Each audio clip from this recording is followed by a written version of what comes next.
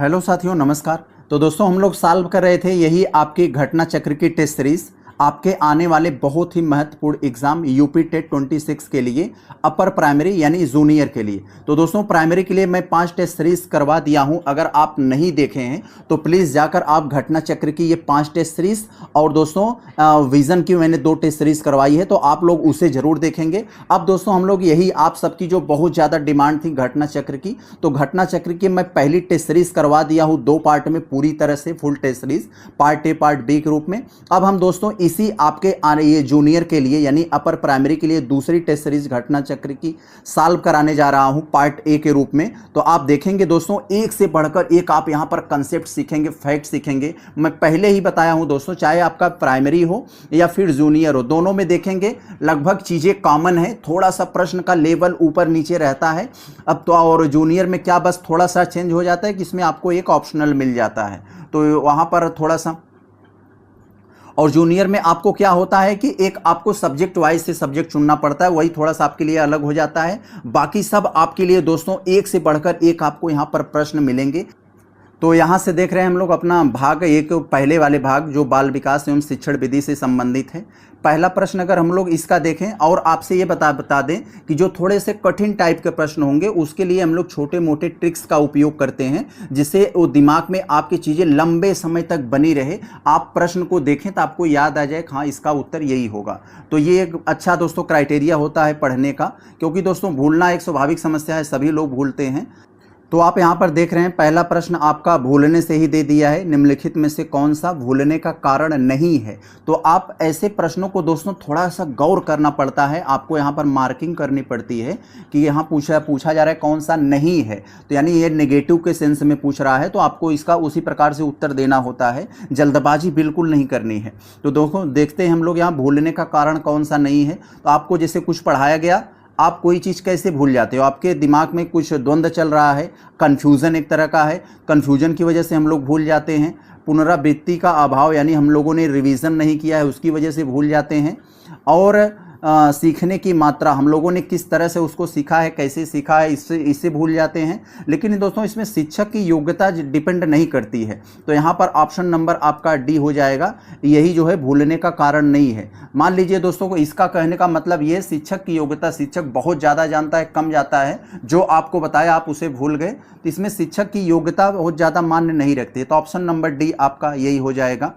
आगे हम लोग देखें अगर यहाँ पर दूसरे वाले में, तो आवृत्ति वितरण को, आवृत्ति वितरण यहाँ पर दिया है, आवृत्ति वितरण यानी डिस्ट्रीब्यूशन को रेखा चित्र द्वारा प्रदर्शित करने की विधियों में से कौन सी एक विधि है। तो यहाँ पर दोस्तों आपसे पूछा जा रहा है, जैसे आवृत्ति वितरण आप लोगों ने, जैसे आवृत्ति वितरण ऐसे समझ लो इसे, जैसे आप लोग पढ़ते हो ना वहाँ, तो यहाँ पर मान लीजिए आवृत्ति वितरण में आप लोगों ने देखा होगा स्तंभ के रूप में दोस्तों उस डाटा को दिखाया जाता है, कौन कितना ज़्यादा है, डीआई में आप लोगों ने पढ़ा होगा ना, तो इस तरह से तो स्तंभाकार के रूप में दिखाया जाता है, गुम्फाकार अक्षर में नहीं दिखाया जाता है, स्वलिखित आकृति नहीं होता है, स्तंभा आकृति में यानी एक तरह से आयताकार में। तो आप लोगों ने इसे पढ़ा होगा, इस तरह से जो डाटा आपको दिए जाते हैं। तो ऑप्शन नंबर आपका यही बी होगा। कैसे हम लोग याद करेंगे, तो आवृत्ति वितरण द्वारा कैसे प्रदर्शित किया जाता है, तो ये स्तंभाकार यानी खंभा टाइप में जो होता है, आप लोगों ने पढ़ा होगा, तो यहाँ आपके दिमाग में वो क्रैक करना चाहिए। आगे अगर हम लोग यहाँ पर देखें अगर तीसरे वाले में, तो यहाँ आपसे पूछा जा रहा है विकास की किस अवस्था में, विकास की किस अवस्था में यानी किस उम्र में बुद्धि का विकास अधिकतम होता है। तो दोस्तों बुद्धि का विकास जो अधिकतम होता है हम लोग जानते हैं किशोरा अवस्था में होता है। ऑप्शन नंबर आपका ये सी हो जाएगा। जैसे 12 वर्ष के बाद आप लोग देखेंगे, जैसे 12 वर्ष तक तो दोस्तों हम लोग कहते हैं ये बाल्यावस्था है। उसके बाद दोस्तों क्या होता है, बच्चा जब समाज से जुड़ने लगता है तो उसको सही गलत करने का, तर्क वितर्क करने का, निर्णय लेने की क्षमता धीरे धीरे विकसित होने लगती है। तो उस समय उसका सेंस यानी बुद्धि का अधिकतम विकास होता है। Option number C. दोस्तों कई बार मैं कहता हूं कि आप जो चीज़ नहीं पढ़े हैं, अगर एक बार प्रश्न को गौर से पढ़कर उसके बारे में सोचेंगे तो अपने आप उसका उत्तर निकल कर चला आएगा। थोड़ा अगर नहीं बन पा रहा है तो आप एलिमिनेट करिए, एलिमिनेट करिए। क्या बुढ़ापा में बुद्धि का विकास होगा? नहीं, आप ऐसे एलिमिनेट कर दे, शैशव अवस्था में होगा मेरे भाई। इसमें तो माँ बाप के ऊपर डिपेंड रहता है, बाहरी दुनिया से कटा रहता है, कैसे करेगा? बाल्यावस्था में तो बच्चे जो होते हैं कहते नहीं है आफत की दुकान होते हैं, तो वहाँ कैसे हो जाएगा?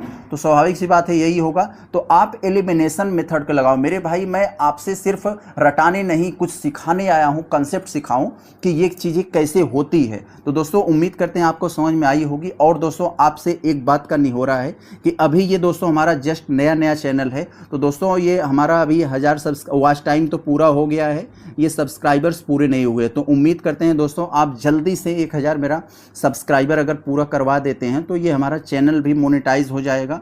हम जो आपके लिए मेहनत करते हैं उसे हमें कुछ मेहनताना भी मेरा मिलने लगेगा, क्योंकि जब तक होता नहीं है तब तक वो मोनेटाइज होगा नहीं। तो आप सबकी एक जिम्मेदारी है, नैतिक जिम्मेदारी है मेरे भाई, कि आप एक लाइक करके वीडियो का चैनल को सब्सक्राइब करके अपने दोस्तों के साथ शेयर ज़रूर करें। तो उम्मीद करते हैं आप ऐसा करेंगे। तो चले हम लोग यहाँ पर देखते हैं चौथे वाले में। तो यहाँ देखिए आपसे जो पूछा जा रहा है, बच्चे का संज्ञानात्मक विकास के लिए उत्तम स्थान क्या है? संज्ञानात्मक विकास का मतलब संज्ञानात्मक जिसे हम लोग दोस्तों कॉग्निटिव डेवलपमेंट कहते हैं। तो बच्चे का संज्ञानात्मक विकास यानी कॉग्निटिव डेवलपमेंट का उत्तम स्थान कहाँ है? कॉग्निटिव डेवलपमेंट का यहाँ जो है, जो बच्चा सोचते समझने तर्क वितर्क करने की सब जो उसके अंदर क्षमता विकसित होती है, एक वैज्ञानिक सोच की क्षमता विकसित होती है, वो कहाँ होगा? खेल के मैदान में। खेल के मैदान मेरे भाई तो वो तो एक तरह से शारीरिक उसको विकास हो सकता है, लेकिन संज्ञानात्मक की बात है तो घर पर होगा नहीं। घर पे क्योंकि अनौपचारिक शिक्षा होती है, सभागार में भी नहीं होगा, विद्यालय एवं कक्षा का वातावरण यहीं पर उसके संज्ञानात्मक विकास यानी कॉग्निटिव डेवलपमेंट होता है। तर्क वितर्क करता है, सीखता है, ये जो वैज्ञानिक सोच उसके अंदर विकसित होती है यहीं से। आगे जरा हम लोग यहाँ पर 5वें वाले में देखते हैं। तो आपसे पूछा जा रहा है निम्नलिखित में से स्मरण मतलब याद करना, तो याद करने की कौन सी विधि है? तो यहाँ याद करने की विधि आपसे बताई जा रही है। पहला है या दोस्तों मिश्रित विधि और दूसरा है विचार विमर्श विधि। तो मिश्रित विधि का मतलब ये होता है दोस्तों, जैसे आपको कोई बुक दे दिया, आप उसे पूरा पढ़ ले गए, फिर आपको अंत में देखोगे कि आपको उसमें बहुत सारी चीज़ें आपको याद हो जाएंगी, बहुत सारी भूल जाएंगे, फिर उसे पढ़ोगे फिर कुछ याद आ जाएगी, तो इसे मिश्रित विधि कहा जाता है। और विचार सहचर्य विधि क्या होता है? जैसे आजकल हम लोग ट्रिक बनाकर कोई चीज़ याद करते हैं, यानी किसी विचार से उसको जोड़ा जाता है तब जाके वो याद होती है। तो जैसे हम लोग कहीं जा रहे हैं, रास्ते में एक आपको मान लीजिए वहाँ पर बहुत बड़ा जो है शॉपिंग मॉल मिलेगा, वहाँ से घूमना है, तो हम लोग ऐसे याद कर लेते हैं। फिर जाएंगे आपको एक तालाब मिलेगा, तालाब से राइट घूमना है, फिर ऐसे घूमना है। या फिर हम लोग जैसे ट्रिक याद कर लेते हैं ना, जैसे हम लोग मान लीजिए केमिस्ट्री याद कर रहे हैं, हाइड्रोजन, हीलियम, लिथियम, तो ऐसे याद करते हैं ना। तो जैसे हमारे लिए क्या होता है, हम लोग जो इंटर में थे तो ऐसे याद करते थे, हमारे लिए ना करो रब से फरियाद। तो यानी जो पहला वाला जो पीरियड था तो आवर्त उसमें का याद करने के लिए, तो इस तरह से जो हम लोग ट्रिक बनाकर याद करते हैं वो विचार सहचर्य विधि हो जाती है। तो यानी ऑप्शन नंबर सी आपका हो जाएगा, दोनों के दोनों।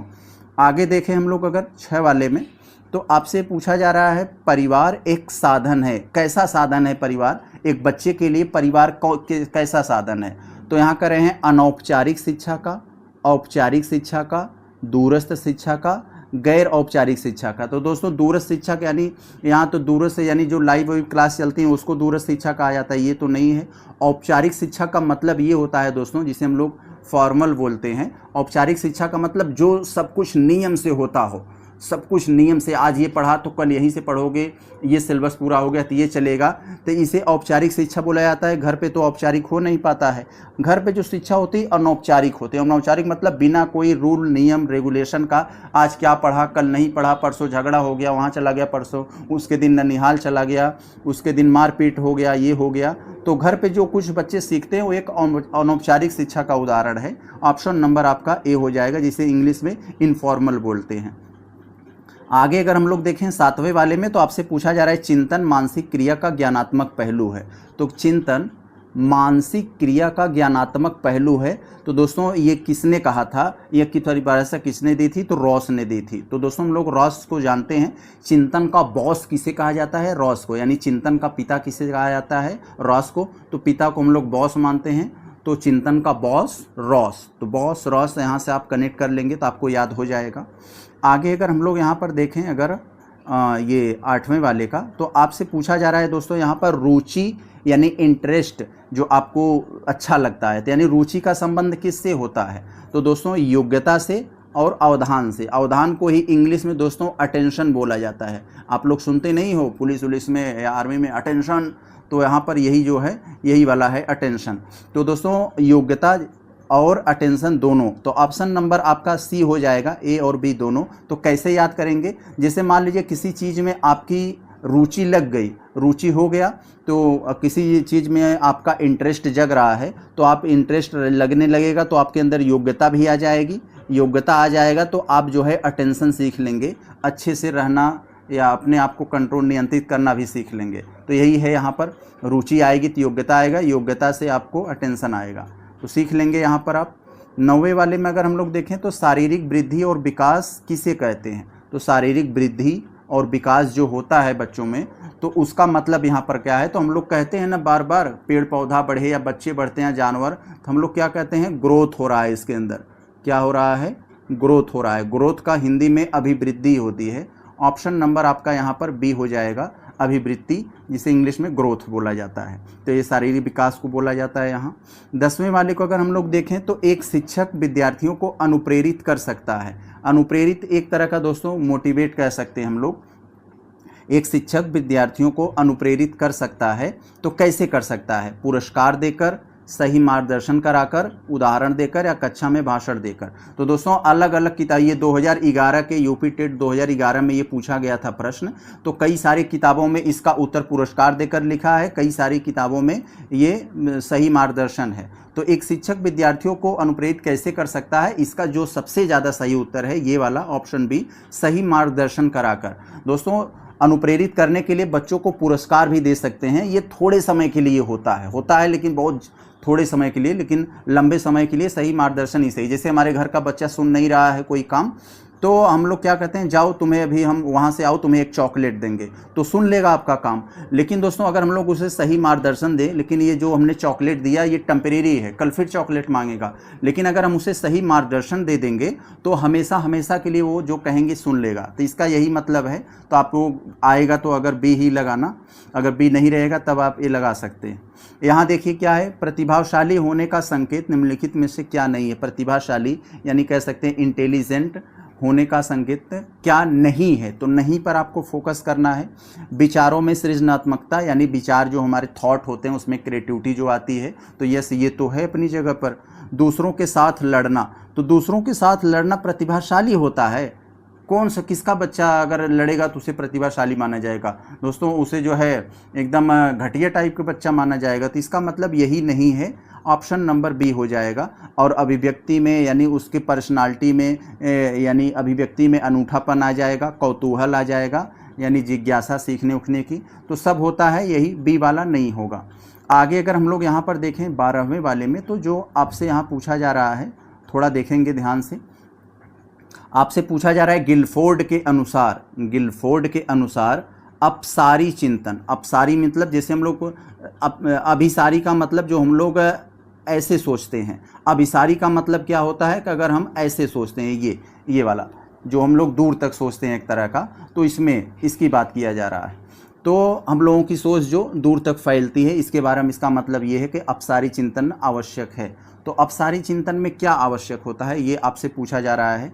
श्रेणीकरण होता है, विचार प्रवाह होता है, एक समाधान होता है, या अंकगणितीय तर्क होता है, यहाँ आपसे ये बताना होता है। अपसारी चिंतन का यही हो जाएगा, देख सकते हैं आप लोग, विचारों का प्रवाह। यानी विचारों का प्रवाह, जैसे कोई भी किसी व्यक्ति के सामने कोई समस्या आई तो क्या करता है, उस समस्या के लिए वो व्यक्ति अपनी तरह तरह के नई नई कल्पनाएं करता है, नई क्रिएटिविटी दोस्तों एक तरह का अपने अंदर लाता है, तो उसी से विचारों का प्रवाह होता है। यानी तो ये समझ गए आप। यहाँ पर आगे देखें, यहाँ पर जो 13 वाले में लिखा है, यहाँ पर आपसे पूछा जा रहा है दोस्तों इरोस।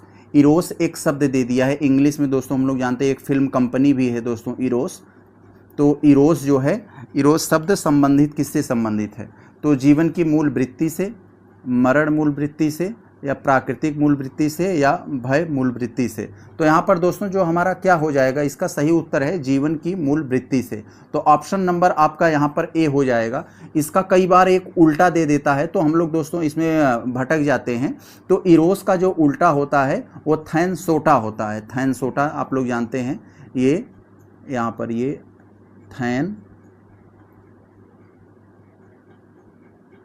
थैनएटोस। तो थैनसोटा। तो चले हम लोग देखते हैं, यहाँ पर हमारा पहला उत्तर हो जाएगा जीवन की मूल वृत्ति से।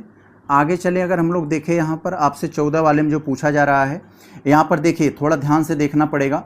केंद्रीय तंत्रिका तंत्र, तो केंद्रीय तंत्रिका तंत्र में क्या होता है, तो यहाँ पर क्या होता है, केंद्रीय तंत्रिका तंत्र की बात किया जा रहा है। यहाँ पर थोड़ा सा यहाँ पर देखेंगे तो केंद्रीय तंत्रिका तंत्र हमारा दोस्तों यहाँ पर देखेंगे कि मानव की जो तंत्रिका तंत्र है वो 2 भागों में विभाजित है। 2 भाग वहाँ पर कौन है दोस्तों, एक होता है केंद्रीय तंत्रिका तंत्र। क्या होता है दोस्तों, एक होता है केंद्रीय तंत्रिका तंत्र और दूसरा होता है परिधीय तंत्रिका तंत्र। केंद्रीय में क्या होता है दोस्तों, मस्तिष्क और जैसे रीढ़ की हड्डी वगैरह आ जाती है, और बाकी वहाँ पर जो परिधीय तंत्रिका तंत्र होता है तो उसमें दोस्तों क्या होता है कि सभी तंत्रिकाओं को मिलकर वो बनता है। तो यही जो हमारा जो केंद्रीय तंत्रिका तंत्र होता है, जहाँ सूचनाओं, संसाधन इत्यादि का नियंत्रण होता है।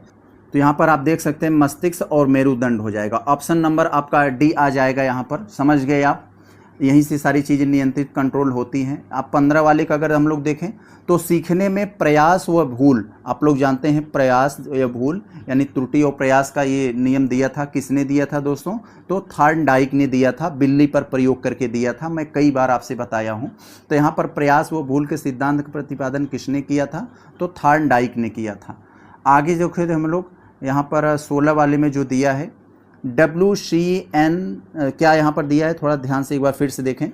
CWSN का अर्थ क्या है, तो CWSN का मतलब यहाँ पर ऐसे है, CWSN यहाँ पर क्या है दोस्तों, तो इसका मतलब ये होता है दोस्तों चिल्ड्रेन। C का मतलब चिल्ड्रेन और W का मतलब with, children with special need, need मतलब वही आवश्यकता। तो चिल्ड्रेन विथ स्पेशल नीड्स, इसका मतलब ऐसे बच्चे जिनकी विशेष आवश्यकता है। विशेष आवश्यकता का मतलब क्या है, ऐसे बच्चे जो हमेशा बीमार रहते हैं या विकलांग हैं, स्कूल बराबर नहीं पहुंच पाते हैं, स्कूल से छूट जाता है तो उनकी पढ़ाई डिस्टर्ब हो जाती है, अन्य बच्चों से पछड़ जाते हैं, तो उनके लिए हमें कुछ विशेष उनके लिए स्पेशल सुविधा हमें उनको देना पड़ेगा। तो यही है दोस्तों यहाँ पर चाइल्ड विथ स्पेशल नीड्स क्या है, यहाँ पर विशिष्ट आवश्यकता वाले बच्चे। ऑप्शन नंबर यहाँ पर आपका सी हो जाएगा।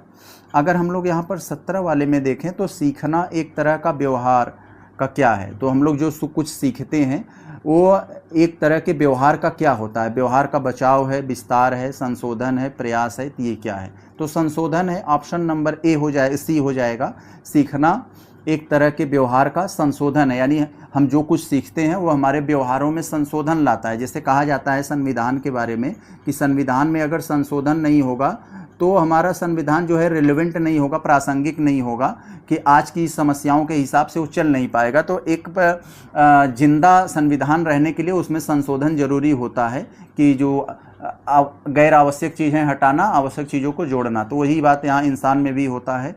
आगे देखें हम लोग 18 में, अगर द कंडीशंस ऑफ लर्निंग एक पुस्तक है, द कंडीशंस ऑफ लर्निंग, इस पुस्तक के लेखक कौन है, तो यहाँ पर आपको यहाँ पर बताना है द कंडीशंस ऑफ लर्निंग पुस्तक के कौन है दोस्तों, तो ये R.M. गैगने। तो ऑप्शन नंबर आपका यहाँ पर डी हो जाएगा। कैसे याद करेंगे दोस्तों, गैगने से आप याद कर लीजिए ज्ञान।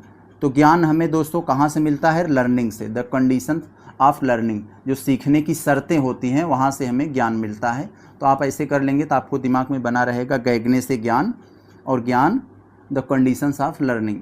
आगे देखें अगर हम लोग यहाँ 19 वाले में, तो कह रहे हैं मूल प्रवृत्ति की एक विशेषता है जो पाई जाती है। मूल प्रवृत्ति की विशेषता क्या होती है दोस्तों, मूल प्रवृत्ति की विशेषता ये होती है कि जो हमें जन्मजात चीज़ें जो हमारे अंदर आ गई हैं, जैसे हम बचपन से ही आए हैं, हमें बहुत तेज़ भूख लगती है, बहुत गुस्सा आता है, बहुत प्यास लगती है, और हमें जो है किसी की गर्मी बर्दाश्त नहीं है, तो ये सब दोस्तों बहुत लोगों के ऐसी मूल प्रवृत्ति हो जाती है ना। तो मूल प्रवृत्ति क्या होता है कि सभी प्राणियों में तथा जन्मजात व प्राकृतिक होता है ये। तो ऑप्शन नंबर ये आपका सी हो जाएगा। ऑप्शन नंबर, जैसे कुत्ते की मूल प्रवृत्ति क्या है, उसके एरिया में कोई अगर दूसरा कुत्ता घुस आया तो अपनी जान दे देगा लेकिन उसको घुसने नहीं देगा। तो ये सब हर एक चीज़ों में दोस्तों, मानव में भी होता है, तो जो जन्मजात प्राकृतिक होती है ये सब चीज़ें। यहाँ हम लोग प्रश्न संख्या अगर 20 वाले को देखें तो आपसे जो पूछा जा रहा है कि बुद्धि का सिद्धांत कौन सा नहीं है। तो बुद्धि का सिद्धांत दोस्तों आप लोग पढ़ोगे तो उसमें आपको एक तत्व का सिद्धांत मिलेगा, द्वितत्व का सिद्धांत मिलेगा, बहुतत्व का सिद्धांत मिलेगा, जो अलग अलग वैज्ञानिकों मनोवैज्ञानिकों ने दिया, लेकिन प्रत्यागमन का सिद्धांत यहाँ पर आपको नहीं मिलेगा, यानी यही बुद्धि का सिद्धांत नहीं है। तो आप लोग सोच रहे होंगे कि ये क्या है। एक तत्व सिद्धांत दोस्तों ये बताता है कि अगर जैसे कोई व्यक्ति एक चीज़ में किसी एक क्षेत्र में बहुत ज़्यादा इंटेलिजेंट है तो उससे आप उम्मीद करोगे कि अन्य क्षेत्रों में भी बहुत ज़्यादा इंटेलिजेंट होगा। तो ये है एक तत्व का सिद्धांत। और द्वितत्व सिद्धांत ये कहता है कि नहीं, इंसान में एक नहीं दो कारक पाए जाते हैं, बुद्धि के दो कारक होते हैं जो इंसान अपनी अलग अलग क्षेत्रों में अलग अलग तरीके से परफॉर्मेंस करता है। और थॉर्नडाइक ने बाद में स्टडी किया एक तत्व और द्वितत्व को, बताया कि कोई एक दो तत्व नहीं होते, बहुतत्व होते हैं। तो उन्होंने बहुतत्व का सिद्धांत दिया और बताया कि इंसान की जो बुद्धि बालू के टीले की तरह होती है, बहुत सारे उसमें तत्व होते हैं, वहाँ से ये काम करता है। तो चले हम लोग देख लिए। तो आपका यहाँ पर उत्तर कौन हो जाएगा, यही सी वाला हो जाए, प्रत्यागमन सिद्धांत। 21 वाले का अगर हम लोग देखें तो आपसे जो पूछा जा रहा है किस समूह के बच्चों को समायोजन की समस्या होती है। समायोजन की इंग्लिश में हम लोग एडजस्टमेंट कहते हैं। एडजस्टमेंट की समस्या किस में होती है। तो दोस्तों क्या कहते हैं कि जैसे कोई बच्चा क्लास में है, आप टीचर हो, वो लड़का बहुत ज़्यादा तेज़ है, जो भी कुछ आप बता दे रहे हो वो आ जा रहा है उसको, या उसको लग रहा है कि सर बहुत स्लो चल रहे हैं या बहुत हल्का पढ़ा रहे हैं, तो वो दोस्तों थोड़ा सा उसको एडजस्टमेंट में समस्या होगी। तो यहाँ पर क्या होता है दोस्तों, कुशाग्र बुद्धि वाले यानी जो तेज बुद्धि वाले होते हैं, जो उनको दोस्तों समायोजन की समस्या होती है। तो कुशाग्र बुद्धि वाले बच्चों में आगे हम लोग देखें यहाँ पर 22 वाले में, तो क्षेत्र विशेष में बालक की विशिष्ट योग्यता, किसी क्षेत्र विशेष में बालक की विशिष्ट योग्यता तथा विशिष्ट क्षमता को क्या कहते हैं। तो किसी क्षेत्र में कोई बालक है, उसमें उसको विशिष्ट योग्यता है और विशिष्ट क्षमता है, तो इसे हम लोग क्या कहेंगे। तो यहाँ पर मूल्य तो कहेंगे नहीं मेरे भाई, मूल्य तो एक तरह की अपनी दोस्तों एक तरह की वैल्यू है। और यहाँ पर अभिप्रेरणा भी दोस्तों यहाँ पर नहीं होगा, रुचि इंटरेस्ट भी नहीं होगा, अभी क्षमता हो जाएगा। ऑप्शन नंबर ए हो जाएगा, एप्टीट्यूड। तो समझ गए हम लोग, यहाँ ऑप्शन नंबर आपका सी हो जाएगा।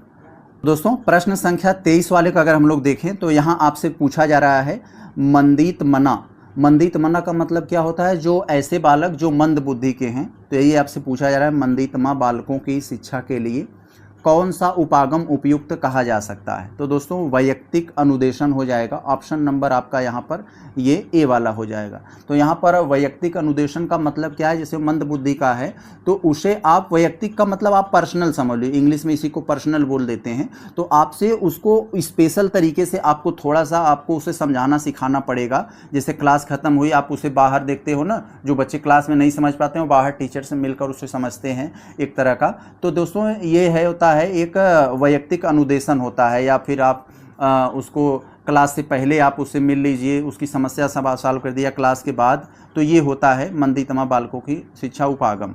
तो ऑप्शन नंबर ए हो जाएगा आपका। क्षेत्र सिद्धांत यहाँ 22-24 वाले में जो पूछा जा रहा है, क्षेत्र सिद्धांत में निम्नलिखित में से किस वर्ग का योगदान है। तो क्षेत्र सिद्धांत में गेस्टाल्टवादियों का दोस्तों योगदान है। इसमें क्षेत्र का सिद्धांत दोस्तों आप किसने दिया था, मैं आपसे बताया था क्षेत्रवादी का सिद्धांत दोस्तों किसने दिया था, कुर्क विल्सर्ट ने। कुर्ट होता है ये, कुर्ट विल्सर्ट। तो विल्सर्ट ने दिया था यहाँ पर। तो मैं आपसे एक बार बताया था। तो क्षेत्रवादी, तो एक नेता जो होते हैं वो क्षेत्रवादी होते हैं, विभिन्न क्षेत्र में वो घूमते टहलते हैं। और कैसे घूमते हैं, कुर्ता पहनकर घूमते हैं। तो यहाँ पर आपसे जब भी पूछे क्षेत्रवादी का सिद्धांत किसने दिया था, तो कुर्ट बता देना, ये कई बार एग्जाम में पूछा गया है। आगे चले हम लोग देखते हैं 25 वाले में। तो आपसे पूछा जा रहा है जैविक विज्ञान परीक्षा प्रतिमान यानी बायोलॉजिकल साइंस इंक्वायरी मॉडल, जैविक विज्ञान परीक्षा प्रतिमान के प्रतिपादक कौन है, ये आपसे बताना है। तो जोसेफ जे सकबाब, ऑप्शन नंबर आपका यहाँ बी हो जाएगा। यही जैविक विज्ञान परीक्षा प्रतिमान के दोस्तों प्रतिपादक थे। तो इनके बारे में आप लोगों ने पढ़ा होगा एक बार। तो ये जैविक विज्ञान से संबंधित इनका बड़ा योगदान रहा है। आगे यहाँ पर देखें 26 वाले में तो आपसे पूछा जा रहा है इसमें क्लाउड पिक्चर परीक्षण, बड़ा अच्छा सवाल है दोस्तों। क्लाउड पिक्चर परीक्षण निम्नलिखित में से किसके मापन में प्रयुक्त होता है? तो दोस्तों ये पर्सनालिटी यानी व्यक्तित्व मापन में दोस्तों प्रयुक्त होता है। ऑप्शन नंबर डी हो जाएगा। जैसे आपको जैसे बादल में, आसमान में जो बादल होते हैं सफ़ेद सफ़ेद, आप देखोगे थोड़ा सा यहाँ गोली में थोड़ा सा यहाँ बिखरे पड़े हैं, थोड़ा सा यहाँ बिखरे पड़े हैं, इस तरह की आपको एक इमेज दिखाई जाएगी और आपसे पूछा जाएगा कि बताओ इस इमेज में आपको क्या कुछ दिखाई दे रहा है, आप क्या कल्पना कर सकते हो इस इमेज को देखकर। तो आपको बताना पड़ेगा, देखो वहाँ कोई खड़ा है, कोई बैठा है, या कोई ऊँट जैसा जानवर है। तो आप इस तरह की जो कुछ भी उनके सामने बताओगे तो वही आपके बताने के अनुसार आपकी पर्सनालिटी को जज करते हैं कि हाँ आप किस तरह के किस व्यक्तित्व के हो आप। तो यही होता है, उसमें इमेज दिखाकर आपको किया जाता है। तो यही बात है यहाँ पर, जहाँ भी आज आप आए पिक्चर है तो वही उसमें पिक्चर दिखाया जाता है। तो देखें गिरोह, गिरोह का मतलब क्या होता है? ग्रुप या समूह। तो गिरोह अवस्था किस आयु वर्ग एवं विलंब विकास से संबंधित है? तो दोस्तों बच्चे जैसे ही 7 साल के ऊपर जाते हैं, 8-9 साल के होते हैं, तो वो ग्रुप में रहना पसंद करते हैं। आप उन्हें घर में बंद नहीं कर सकते हैं। वो कई सारे बच्चों को देखेंगे खेलते हुए तो वहीं पर जाकर वो खेलेंगे, आप रोक कर भी नहीं रोक पाते हैं। तो यही होता है गिरोह अवस्था, यानी उनके ग्रुप में रहने की अवस्था। तो 8 से 10 साल, ऑप्शन नंबर आपका ये बी वाला हो जाएगा। आगे अगर हम लोग देखें तो हम लोग जानते हैं सूझ सिद्धांत यानी अंतर्दृष्टि का, जो अंतर्दृष्टि यानी सूझ वाला सिद्धांत दिया था, सूझबूझ वाला, तो ये किसने दिया था? कोहलर ने दिया था। किस जानवर पर प्रयोग किया था उन्होंने? तो वनमानुष यानी उन्होंने चिंपैंजी पर प्रयोग किया था। तो चिंपैंजी, हम जानते हैं चिंपैंजी को उन्होंने एक पिंजड़ा में बंद कर दिया और ऊपर केला रख दिया और यहाँ पर एक ऐसे डब्बा रख दिया था। तो चिंपैंजी केला नहीं पा रहा था, केला ऊपर था, तो उनको थोड़ा सा उसका सूझबूझ काम किया, डिब्बा पर खड़ा होकर केला को ले लिया। तो इसी को उन्होंने सूझ का सिद्धांत दिया था। और बिल्ली पर जो प्रयोग किए थे वो तो थॉर्नडाइक थे, थॉर्नडाइक। तो आप लोगों ने इन्हें पढ़ा होगा, व्यवहारवादी मनोवैज्ञानिक थॉर्नडाइक। फिलहाल यहाँ आपका वनमानुष हो जाएगा। आगे दोस्तों हम लोग देखें यहाँ पर डिस्लेक्सिया संबंधित क्या है। तो यहाँ डिस्लेक्सिया एक दोस्तों बीमारी है जो पढ़ने से संबंधित है, विकार है जो पढ़ने से संबंधित। मैं आपको बताया हूँ कई बार, डिस्लेक्सिया बताया हूँ, डिस्ग्राफिया बताया हूँ। और यहाँ पर डिस्लेक्सिया जैसे हम लोग होता है डिक्शनरी, हम लोग क्या करते हैं पढ़ते हैं, तो डी से डिक्शनरी, डी से डिस्लेक्सिया, यह पठन विकार से संबंधित है, यानी पठन में जिसको समस्या होती है वो है। आगे यहाँ पर दिया है दोस्तों मानव विकास का प्रारंभ होता है। तो मानव विकास का जो प्रारंभ होता है वो गर्भावस्था से ही हो जाता है। ऑप्शन नंबर आपका ये बी हो जाएगा, ऑप्शन नंबर बी। तो ये गर्भावस्था से ही हो जाता है और होता रहता है, तो एक तरह का। तो दोस्तों हम लोगों ने यहाँ पर जो CDP वाला हमारा पोर्शन था इसको हम लोगों ने अपने देख लिया दूसरे प्रैक्टिस टेस्ट का। अब हम लोग चलते हैं इसी में जो हिंदी वाला पोर्शन है, इसे हिंदी वाले को निपटा लेते हैं, जो भाग 2 में है। यहाँ पर आप लोग देख सकते हैं ये हिंदी वाला का। तो यहाँ आप थोड़ा सा वीडियो को अंत तक यहाँ पर जुड़े रहेंगे। वीडियो को जितना ज़्यादा आप दोस्तों शेयर कर सकते हैं शेयर कीजिएगा। तो यहाँ देखिए आपसे पूछा जा रहा है, बड़ा अच्छा सवाल है, प्रत्येक चरण में 16-16 मात्राएं वाला 4 चरणों वाला सम्मात्रिक छंद कौन सा है? तो दोस्तों कई बार मैं बताया हूँ 16-16 यानी 4-4, 4 गुणे 4 यानी चौपाई, 4 गुणे 4, इसे आप चौपाई समझ लेना तो आपको दिमाग में बना रहेगा। तो यानी जो आपका चौपाई होता है उसमें दोस्तों कुल हर चरण में दोस्तों उसमें 16-16 मात्राएं होती हैं, 16 मात्राएं होती हैं यहाँ पर। तो कुल कितने हो गए आप जोड़ लेना। तो ऑप्शन नंबर डी हो जाएगा। और दोहा तो दोस्तों मैं आपको बताया हूँ कई बार, इसमें भी दोस्तों कुल 24 मात्राएं होती हैं। 24 मात्राएं दोहा में भी होती हैं, 24 रोला में भी होती हैं। लेकिन इसमें अंतर क्या है कि दोहा में पहले और तीसरे चरण में दोस्तों 13-13 मात्राएं होती हैं और दूसरे और चौथे यानी सम वाले चरण में दोस्तों 11-11 मात्राएं होती हैं, 11-11 मात्राएं। और यहाँ पर यही उल्टा हो जाता है, यानी पहले और तीसरे में 11-11 मात्राएं और सम वाले में 13-13 मात्राएं, यानी दूसरे और चौथे में यहाँ पर 13-13 मात्राएं। तो ये चीज़ मैं आपको बताया हूँ, एक दूसरे के जस्ट उल्टे होते हैं। तो फिलहाल आपका यहाँ चौपाई होगा। तो दोस्तों प्रश्न संख्या 32 वाले को हम लोग देखते हैं। बहुत ही इंपॉर्टेंट प्रश्न है, ये कई बार पूछा गया है और इसको इस तरह से बता देंगे कि कभी भूलेगा नहीं। सारे ऑप्शन को भी आपके सामने क्लियर कर देते हैं। आपको दिया गया है एक लाइन, चरण कमल बंदौ हरि राई। चरण कमल बंदो हरिराई, आपको ये पंक्ति दिया गया है और बताना है कि इस पंक्ति में कौन सा अलंकार है। तो मेरे भाई मैं आपको पढ़ाया हूँ, कई बार बताया हूँ, जब उपमेय और उपमान में कोई भेद नहीं रह जाता है, यानी उपमेय को उपमान मान लिया जाता है, दोनों में कोई अंतर नहीं रह जाता है, तो वहां पर रूपक अलंकार होता है। ऑप्शन नंबर आपका यहाँ पर सी हो जाएगा। उदाहरण के तौर पर जैसे आप देख लो कि यहाँ पर दोस्तों क्या किया गया है, चरण को कमल के समान बता दिया गया है, यानी उपमेय को उपमान मान लिया गया, यानी जिससे तुलना करते हैं वो और जिसके साथ करते हैं वो, दोनों को एक मान लिया गया, तो रूपक अलंकार वहाँ होगा।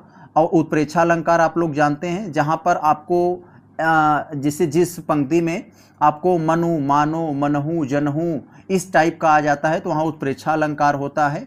और यहाँ पर यमक अलंकार में तो आप लोग जानते हैं, जब कोई शब्द होता है, कोई शब्द दो या दो से अधिक बार आए और जितनी बार आए उसका अर्थ अलग अलग होता है। जैसे कनक, कनक आपने सुना होगा ना, तो कनक, एक कनक का मतलब सोना, एक कनक का मतलब धतूरा, तो ये हो जाता है। और उपमा का तो मतलब आप लोग जानते हैं, उपमा मतलब एक दूसरे से तुलना करना, यहाँ पर तुलना की जाती है समानता की। यहाँ पर जैसे सा, से, सी, जैसे उसके जैसा, इसके जैसी, ये सब आता है। जैसे हम लोग पढ़े हैं ना, पीपर के पात जैसा मेरा मन डोल गया, तो पीपर के पत्ते जैसा मेरा मन डोल गया, तो यानी सा, सी, से ऐसे आता है, तो ये उपमा हो जाता है। आगे जरा हम लोग देखें 33 वाले में, तो इसमें आपसे पूछा जा रहा है कवितावली के रचनाकार कौन है। तो मेरे भाई मैं आपको कई बार बताया हूँ दोस्तों, कई बार बताया हूँ, आखिर कवितावली, गीतावली, ऐसे जो कई सारे वली नाम के आते हैं, कवितावली, गीतावली, विनय पत्रिका, ये सब दोस्तों तुलसीदास ने लिखा है। ऑप्शन नंबर आपका यहाँ पर सी हो जाएगा, तुलसीदास, याद कर रहना, तुलसीदास की रचना है ये। आगे देखें, हम यहाँ पर आपसे जो पूछा जा रहा है रामचरितमानस के बारे में, कब बहुत चर्चा रहती है दोस्तों, अभी पिछले दिनों बहुत ज़्यादा चर्चा थी यूपी में। तो रामचरितमानस की भाषा क्या है, तो दोस्तों इसी भाषा को लेकर था रामचरितमानस में। दोस्तों आपने देखा होगा पिछले दिनों यूपी विधानसभा में बहुत कंट्रोवर्सी चली थी, इसी में दोस्तों अवधी भाषा में लिखा है कि ढोल गंवार शुद्ध प्रसन्नारु सकल ताड़ना के अधिकारी, तो ये अवधी में लिखा है, तो इसको लोग अलग अलग तरह से अर्थ बताते हैं, जो काफ़ी ज़्यादा कंट्रोवर्सी में रहती है ये, यानी रामचरितमानस अवधी में लिखा गया है। आगे अगर हम लोग यहाँ 35 वाले में देखें, तो आपको यहाँ पर दिया है, देखेंगे थोड़ा ध्यान से, आपको दिया गया है यहाँ पर लोकमंगल की भावना के सर्वश्रेष्ठ कवि इनमें से कौन है। लोकमंगल की भावना के, लोकमंगल की भावना के सर्वश्रेष्ठ कवि कौन है यहाँ पर, तो दोस्तों इसमें सर्वश्रेष्ठ कवि गोस्वामी तुलसीदास को माना जाता है। तो ऑप्शन नंबर यहाँ पर ये बी हो जाएगा आपका। आगे अगर हम लोग यहाँ देखें 36 वाले में, तो आपको दिया गया है, थोड़ा ध्यान से पढ़ेंगे लाइन को, और इसमें आपको बताना है, देखते हैं क्या है। अमीय हलाहल मदभरे, तो देखते हैं हम लोग प्रश्न संख्या 36 वाले को, थोड़ा देखें ध्यान से पढ़िएगा, लाइन है आपको लिखा गया है कि अमीय हलाहल मद भरे, अमीय हलाहल मद भरे, सेत श्याम सितनार, जियत मरत झुकी झुकी, परत जेही चितवार एक बार। किस कवि के द्वारा ये लिखा गया है, तो दोस्तों कुछ लोग बिना देखे ताकि तुरंत बता देते हैं बिहारी ने लिखा है, लेकिन दोस्तों ये बिहारी लाल की ये रचना नहीं है, जो दिया गया है ये रीतिकाल के रसलीन की है। तो यहाँ पर दोस्तों रसलीन ने इसको लिखा है, तो रसलीन है जो रीतिकाल से ही संबंधित है, रीतिकाल के बिहारी भी माने जाते हैं, लेकिन ये बिहारी का नहीं है, रसलीन का है। ऑप्शन नंबर आपका यहाँ सी हो जाएगा।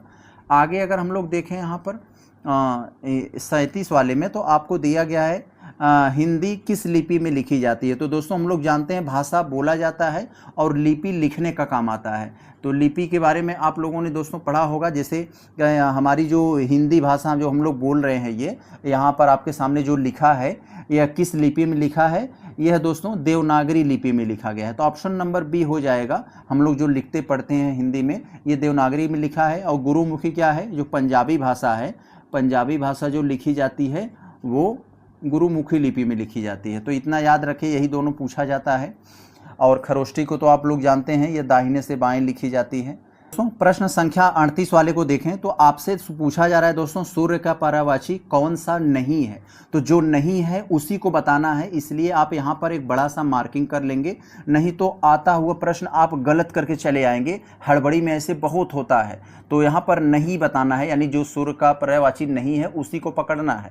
तो सूर्य के पर्यायवाची में दोस्तों हम लोग देखेंगे प्रभात, रवि, दिनकर, अंशु, मालू और मार्तंड, ऐसे कई सारे नाम आते हैं, लेकिन यहाँ पर जो यामिनी है दोस्तों दोस्तों ये यामिनी सूर्य के पर्यायवाची में नहीं आता है। यामिनी तो दोस्तों आप देखेंगे कि यामिनी शब्द जो होता है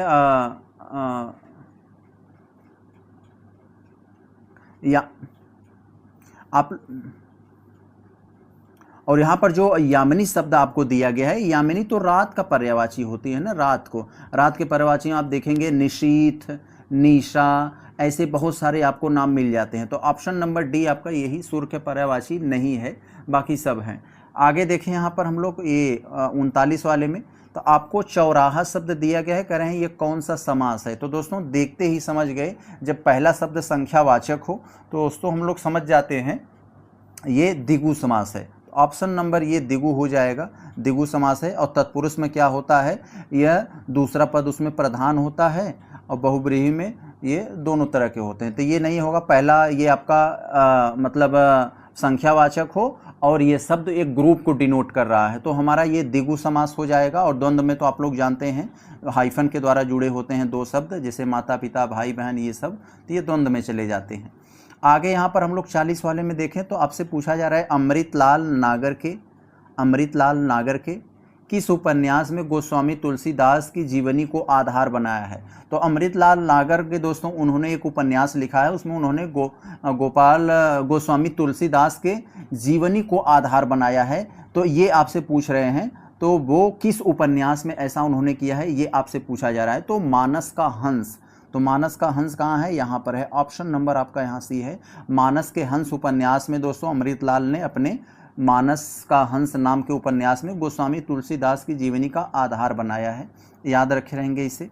आगे हम लोग 41 वाले में अगर देखें तो आपसे यहाँ पूछा जा रहा है नवल सुंदर श्याम शरीर की सजल नीरद सी क्रांति थी। तो यहाँ पर अभी मैंने आपको बताया, जहाँ आपको सा से सी ऐसे करके आए तो समझ जाइए वहाँ उत्प्रेक्षा, यहाँ पर ये यहाँ पर ये आपका उपमा, तो यहाँ पर कौन सा होगा, ये उपमा अलंकार होगा। मैं आपको बताया था, जहाँ सा से सी, जैसे पीपल के पत्ते जैसा मेरा मन डोल गया, तो यहाँ सा से सी आ रहा है ना, तो यहाँ पर आपका ये ए वाला हो जाएगा, समझ गए आप। यहाँ पर ऐसे दोस्तों उपमा मतलब एक तरह से तुलना किया जाता है, तो यहाँ पर उपमा अलंकार हो जाएगा आपका ऑप्शन नंबर ए। और रूपक को तो बता ही दिया हूँ, दो या दो से अधिक शब्द आए और शब्दों का अलग अलग अर्थ हो, उपमा। श्लेष मतलब होता है दोस्तों चिपकना, तो श्लेष मतलब चिपकना होता है, मैं आपको बताया हूँ वहाँ पर। जब एक ही शब्द बार बार उपयुक्त होता है लेकिन अर्थ अलग अलग हो जाते हैं, तो वहाँ पर कई बार आते हैं, तो वहाँ ये श्लेष हो जाता है। और उत्प्रेक्षा में तो बता ही दिया, यहाँ पर मनु मानो जनहु ऐसे जो आता है। आगे जरा हम लोग देखें तो इसका उत्तर आपका यही उपमा होगा। आगे यहाँ पर हम लोग देखें तो यहाँ पर सूरदास ने किस भाषा में सूरसागर लिखा। तो मेरे भाई सूरदास कहाँ रहते थे, वृंदावन के आसपास। तो वृंदावन के आसपास कौन सी भाषा है, ब्रज भाषा। तो ब्रज भाषा दोस्तों यही सूरसागर ब्रज भाषा में लिखा गया है, ऑप्शन नंबर ए। तो यहाँ पर आप देखते ही, और अवधि दोस्तों, अवधि में कौन, रामचरितमानस अवधि भाषा में लिखा गया है, तो दोनों यहाँ पर याद रखे रहेंगे आप, रामचरितमानस अवधि भाषा में, सूरसागर ब्रज में। आगे देखें यहाँ पर हम लोग 43 में जो पूछा जा रहा है आपसे, चंद्रमा का पर्यायवाची शब्द चुनना है। हमें चंद्रमा का शब्द पर्यायवाची यहाँ पर बताना है दोस्तों, तो चंद्रमा शब्द का पर्यायवाची बताना है यहाँ। तो देखते हैं हम लोग क्या है यहाँ, थोड़ा ध्यान से। तो चंद्रमा शब्द का अगर हम लोग पर्यायवाची पढ़ेंगे दोस्तों, तो निशाकर, राकेश, ऐसे कई सारे नाम आते हैं। तो यहाँ जो निशाकर है, निशाकर जो है ये चंद्रमा पर्यायवाची में आएगा, तो और कोई तो नहीं है, यही ऑप्शन नंबर ए हो जाएगा। जैसे निशाकर हो गया, राकेश हो गया, निशाकर, राकेश, निशापति, ये सब जो होते हैं चंद्रमा के पर्यायवाची आते हैं। यहाँ पर जो निशाचर है थोड़ा सा अंतर है, निशाकर चंद्रमा का और निशाचर ये चोर, राक्षस, ये सब का पर्यायवाची होता है। और कृषाणु ये तो आग का पर्यायवाची होता है। और तनड़ी, यहाँ पर ये तनड़ी जो लिखा है दोस्तों, थोड़ा सा ध्यान देंगे, ये जो तनड़ी है ये तो सूर्य का पर्यायवाची है, ये सूर्य का। लेकिन दोस्तों यही तरड़ी अगर बड़ी सी मात्रा लग गया इसमें तरड़ी, तो ये तो वो नाव का पर्यायवाची हो जाएगी, बोट का, जिसे हम लोग नाव बोलते हैं। तो यहाँ पर ये हो गया, क्लियर हो जाएगा आपका, कोई दिक्कत नहीं। तो याद रहेगा आपका, एक एक चीज़ नहीं भूलेगा। सारे ऑप्शन को दोस्तों मैं क्लियर करवा देता हूं, जिससे आपको कोई भी दिमाग में भ्रांतियां न पैदा हो। कहीं से भी अगर घुमाए तो आप उसे कर ले जाएं। यानी एक ही टेस्ट सीरीज में आप कई सारा फैक्ट, कई सारा कंसेप्ट, 4 टेस्ट सीरीज के बराबर चीज़ें सीख लेते हैं। बस आपको समय देना पड़ेगा, थोड़ा सा कंसेप्ट समझना पड़ेगा। आगे देखें यहाँ पर हम लोग 44 वाले में, तो आपसे पूछा जा रहा है महात्मा गांधी में अमूल्य गुण थे। तो इसमें अमूल्य शब्द क्या है, यहाँ पर पूछा जा रहा है।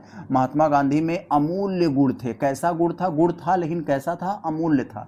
तो यानी महात्मा गांधी जी के गुण की विशेषता बता रहा है। तो ऑप्शन नंबर आपका ए हो जाएगा। यानी विशेषता बताने वाले शब्द क्या होते हैं? विशेषण होते हैं। और जिसकी बताई जाती है उसे हम लोग क्या कहते हैं? उसे विशेष कहते हैं। तो आपको यहाँ पर मैं कई बार बताया हूँ, जैसे गाय काली है, तो गाय काली है, तो काला क्या है? गाय की विशेषता बता रहा है, तो गाय विशेषण हो गया, काला विशेषण हो गया और गाय विशेष हो गया, यानी गाय की विशेषता बताई जा रही है। उसी तरह से तो यहाँ पर आप समझ गए। आगे देखें, यानी विशेषता बताने वाले शब्द विशेषण। तो यहाँ गांधी जी की विशेषता यहाँ पर अमूल्य थे। आगे देखें, यहाँ पर हम लोग देखिए आपके सामने एक लोकोक्ति यानी कहावत यहाँ पर दिया गया है, शेर को सवा शेर। शेर को सवा शेर आप लोग खूब गांव में कहते होंगे कहावत ना, कि तू शेर हुआ तो हम सवा शेर ही।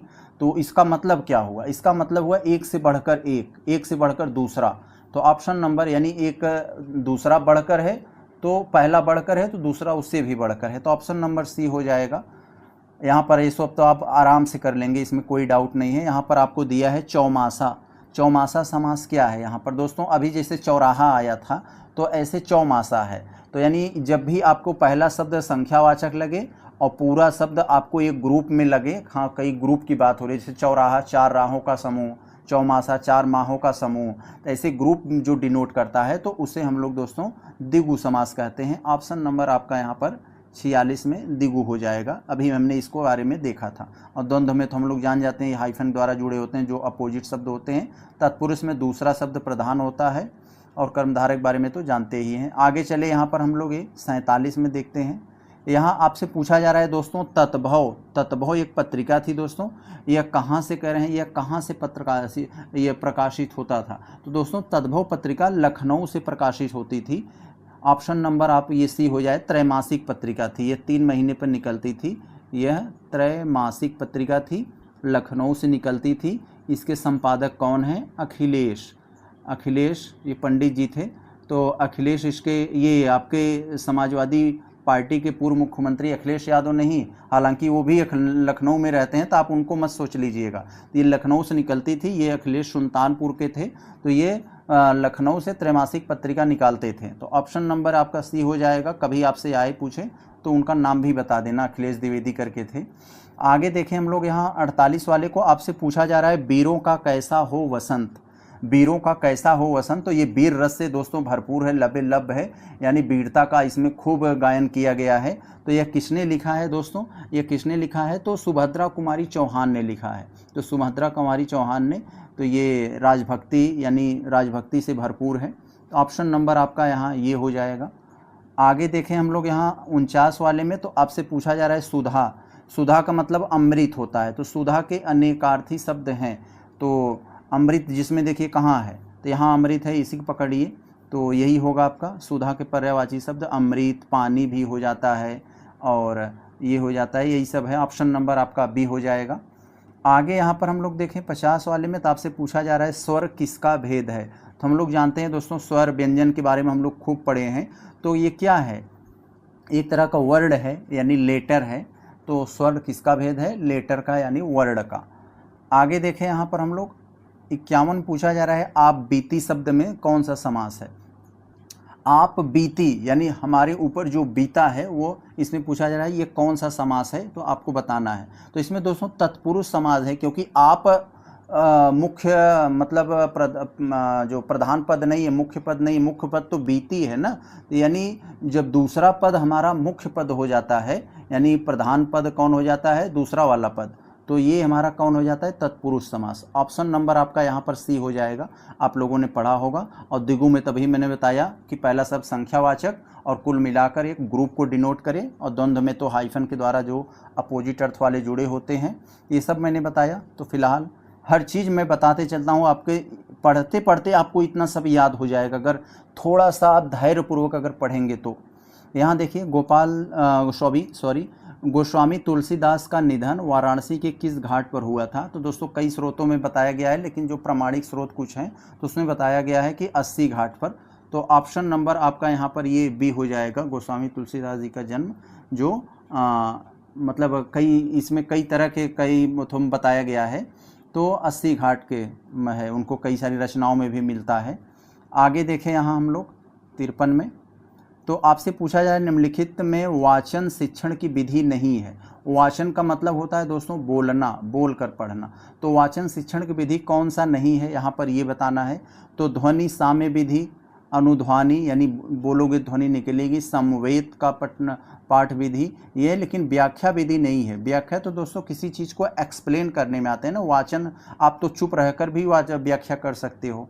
तो यहाँ पर जो आपको 53 में जो पूछा गया है तो यही आपका यहाँ पर कौन होगा, तो आपका यही व्याख्या विधि आपका वाचन शिक्षण विधि नहीं है। आगे यहाँ हम लोग 54 वाले को देखें तो चिंतामणि किसका निबंध है। खूब बहुत ही महत्वपूर्ण है, हम लोगों ने पढ़ा है इसको, बड़ा ही इंटरेस्टिंग है। तो चिंतामणि आचार्य रामचंद्र शुक्ल की रचना है, यानी निबंध है ये। ऑप्शन नंबर आपका ये रामचंद्र शुक्ल, यहाँ बोल सही रहा हूँ, लग गलत रहा है, तो ऐसे कई बार हो जाता है। तो आगे देखें हम लोग यहाँ चांदनी चौक कौन सी संज्ञा है। तो यहाँ आपको जो दिया गया है चांदनी चौक, इसमें कौन सी संज्ञा है। तो यहाँ पर संज्ञा आपसे पूछा जा रहा है, जातिवाचक है, द्रव्यवाचक कि व्यक्तिवाचक या फिर भाववाचक, इसमें आपको बताना है यहाँ। तो हम लोगों ने ये संज्ञा के बारे में पढ़ा है दोस्तों, वस्तु स्थान व्यक्ति, हम लोग कक्षा 6 में थे, तभी मैडम लोग हम लोगों को रट रट कर कई बार यहाँ पर बताई थी, हम लोगों को याद होगा इसके बारे में। तो यहाँ पर हम लोग देखते हैं तो चांदनी चौक एक दोस्तों क्या है, किसी स्थान का नाम है। जैसे हम लोग यहाँ रहते हैं इलाहाबाद में भी एक चांदनी चौक है। चांदनी चौक क्या है, जब किसी स्पेसिफिक चीज़ के बारे में बात हो, कोई स्पेसिफिक व्यक्ति का नाम, किसी नदी का नाम, किसी पहाड़ का नाम, जहाँ कोई स्पेसिफिक यानी पर्सनल हो जाता है, तो आप व्यक्तिवाचक संज्ञा। ऑप्शन नंबर आपका यहाँ सी हो जाएगा। आगे यहाँ पर हम लोग देखें अगर उपचारात्मक शिक्षण का आधार निम्न में से कौन सा है। तो उपचारात्मक शिक्षण का क्या मतलब है, यानी कोई समस्या हो, उस समस्या को दूर करने वाली शिक्षण, तो इसका मतलब उसे क्या कहा जाता है, निदात्मक शिक्षण परीक्षण। ऑप्शन नंबर ये, यानी वो अपने उपचार किया, उसका निदान किया, उसकी समस्या को आपने सॉल्व किया। ऑप्शन नंबर डी हो जाएगा आपका। प्रश्न संख्या 57 वाले को बहुत अच्छा आपसे पूछा जा रहा है कि आपको नीचे कुछ शब्द दिए गए हैं हिंदी के, तो हिंदी के शब्दकोश में सबसे अंत में कौन आएगा। तो मेरे भाई आप लोग जानते हैं डिक्शनरी में, जैसे शब्दकोश यानी डिक्शनरी में इंग्लिश वाले तो आप लोग अच्छे से जानते हैं, ABCDE इस पैटर्न पे होता है, यानी इसी आधार पर बढ़ते हुए क्रम में दोस्तों हमें वहाँ पर शब्द ढूंढते हैं तो मिल जाता है। यानी सबसे पहले A वाला आएगा, फिर उसके बाद B जुड़ा है, C, ऐसे D। तो ऐसे हिंदी में भी आता है। तो हिंदी में देखोगे क के बाद यहाँ ल आ गया है, क के बाद ल। अब यहाँ देखिए, अब यहाँ पर थोड़ा सा देखोगे, यहाँ क के बाद ल आ गया है, और इधर देखोगे तो श आ गया है, इसमें क्रम आ गया है, तो इसमें कृषाणु है, तो इसमें र करके आ गया है, यानी सबसे अंत में ये वाला आएगा। ऑप्शन नंबर ए, ये क्ल्यू, ये सबसे अंत में आएगा। तो स्वाभाविक से आप समझ गए होंगे यहाँ पर। आगे चले हम लोग अगर देखें 58 वाले में, तो यहाँ पर आपसे पूछा जा रहा है भूतों अर्थात जीवों द्वारा होने वाला दुख, यानी जीवों यानी जो छोटे मोटे कीड़े मकोड़े होते हैं, तो उनसे अगर कोई भी समस्या हो जाती है तो लोग ज़्यादातर गांव में देहात में कहते हैं इसको भूत पकड़ लिया, भूत ने रोक दे दिया, ऐसे करके, तो इसीलिए कहा जाता है। तो इसके लिए एक शब्द बताइए। तो यानी जो जीवों यानी भूतों के द्वारा जो रोग होता है उसे हम लोग एक शब्द में क्या कहते हैं, तो उसे दोस्तों अधिभौतिक कहते हैं, उसे अधिभौतिक। ऑप्शन नंबर ए यहाँ पर हो जाएगा, ऑप्शन नंबर ए, इसे याद रखे रहेंगे। आगे अगर हम लोग 59 वाले को देखें तो यहाँ इसमें बहिष्कार दिया है। बहिष्कार का अगर हम लोग संधि विच्छेद करेंगे तो यहाँ पर क्या होगा, ये आपसे यहाँ पर पूछा जा रहा है, तो थोड़ा सा ध्यान देंगे यहाँ पर। बहिष्कार का संधि विच्छेद करने पर तो हम लोग जानते हैं यहाँ पर ये एक विसर्ग संधि है, स्वर संधि, व्यंजन संधि, विसर्ग है, तो यहाँ पर ये अह वाला मात्रा आएगा। तो यहाँ पर कौन सा हो जाएगा, तो इसमें विसर्ग दिखा नहीं, इसमें भी नहीं दिखा, तो यहीं पर होगा, यहीं पर। और विसर्ग में ये स अपने आप बनता है, हमें बनाना नहीं पड़ता है, तो ये बाद में बन जाता है विसर्ग की हेल्प से, तो ये भी नहीं होगा। ऑप्शन नंबर आपका सी हो जाएगा, विषय, वही और कार। आगे यहाँ पर हम लोग देखें 60 वाले में, तो व्याकरण की दृष्टि से कौन सा शब्द अशुद्ध है, यानी व्याकरण के हिसाब से गलत कौन है।